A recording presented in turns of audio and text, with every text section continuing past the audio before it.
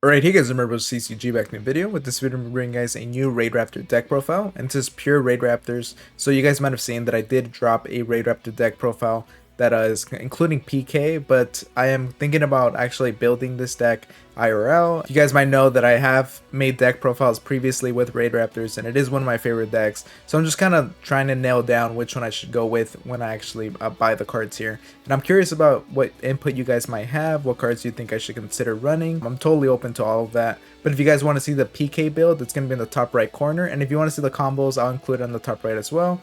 But let's get started here. So I run 3 copies of Symbolic Bird of Perfection. This card, even in both decks, I think it's great to have 3 of it. It's a normal summon, which is good because with Fuzzylanius, it would prevent you for special summoning monsters that are not Raidraptors. So Bird of Perfection here, it's still able to be normal summoned, and it lets you continue your plays even if they somehow stop the first summon. So it's a really good card, like just the 3 of it. 3 copies of Tribulanius. This card on summon, being able to pitch the Mimicry Lanius is great. Enables you to do a 1-card combo, as you're going to see with the combo videos, but I always like seeing this in my hand. 3 copies of Strangolanius. It's a great Raidraptor monster. You can get it out on your hand pretty easily, and if you have a Raidraptor monster with the Raidraptor Exceed material, then you can also get another monster out. That means you can either link, continue link summoning, or maybe Exceed again. 3 copies of Noirlanius. So this card is great because it's able to target itself and then search out a copy of Painlanius, get it out. Really good to see. I like having 3 copies of this. 1 copy of Mimicry Lanius. I've seen some people run 2 copies of it. I think it's a little too bricky still to want to run 2. So I'm okay with just keeping it at 1. Besides, we also have something like Raidraptor Roost that lets you recycle this, which I've been doing a lot through my testing, and just recycling this card and then using its effect in the future for Tribulanius is great. 3 copies of Raidraptor Fuzzylanius. So this card is a classic Raidraptor monster. I used to run it in my previous builds, and I just decided to give it another chance for this build because it's a pure build. It's not restricted by Raidraptor monsters as much. You're going to see in the extra deck there's only like 1 main monster that you're going to want to go into that isn't Raidraptor, but even then you don't go into it all the time, so it's great. Fuzzylanius, get it out, and it's able to search itself out, so it gives you something extended for the next turn. And I decided to cut out the Swallow's Quarry just to try it here. So the nice thing about Swallow's Quarry is that it was actually able to let me get rid of whatever Raidraptor monster was kind of annoying and not really, well, maybe a little bit bricky at the time. So I could just get rid of it and then search out what I need to. But Fuzzylanius can kind of accomplish this by just whatever monster, Raidraptor monster I have in my hand, he can just special summon onto it, and it'll just make you an easy Raidraptor Raider's Knight, and then into Raidraptor Brave Strix, and of course it's your also Falcon. And then you can extend from there by, you know, detaching material, getting out your Strangolanius, bring out the monster, of course, if you've seen with the combos videos. But anyways, I just think the 3 copies of Fuzzylanius kind of accomplishes the goal of Quarry here. Then we have 3 copies of Raidraptor Bloom Vulture. So Raidraptor Bloom Vulture has been a very powerful card.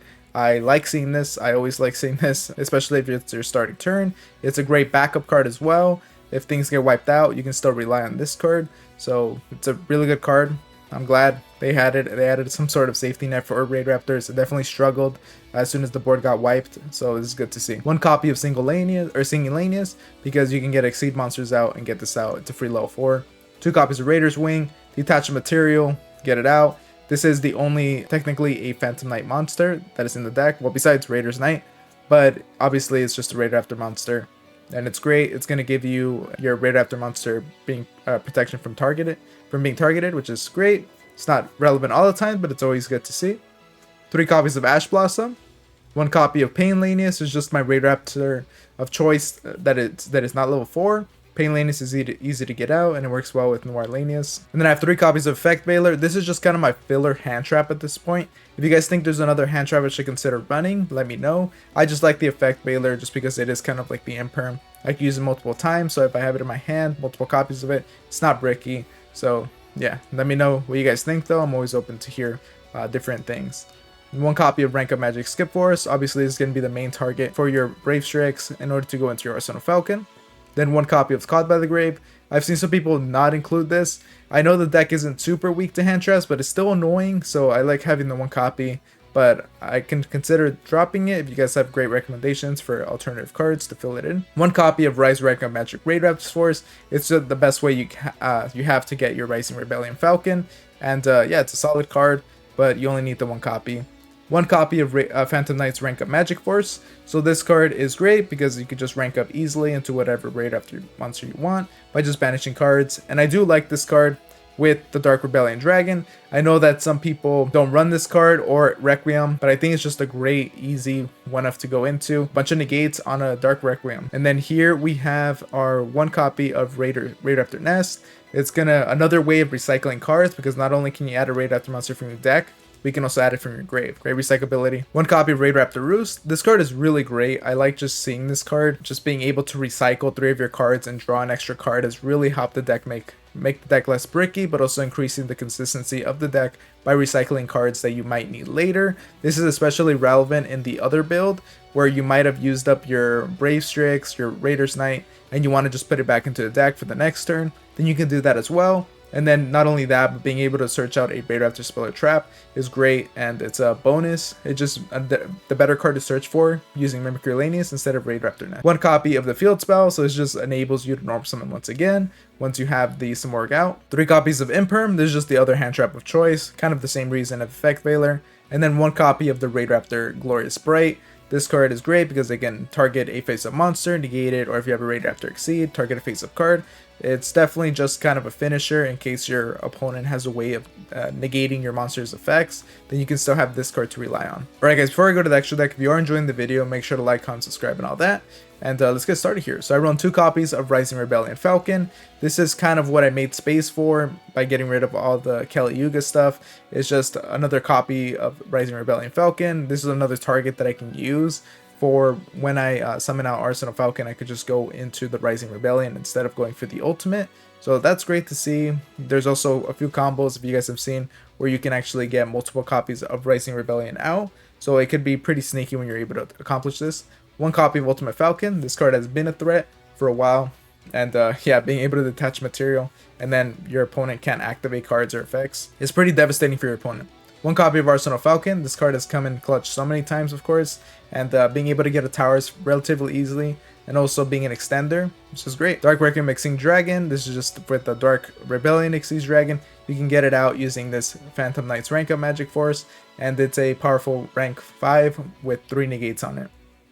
Then we have Arc Rebellion Exceed Dragon, being able to negate the entire board and then essentially attack your opponent for game. This is just a really strong, easy to get out as well, because we do have access to Raider's Knight. 2 copies of Raidraptor Brave Strix. This is what I kind of said about the consistency thing. We can run multiple copies of this just in case we're not able to recycle it using Raidraptor Roost. Of course, this is our Spell Trap Searcher or a rank up Magic Search, which has been really great for Raidraptors overall.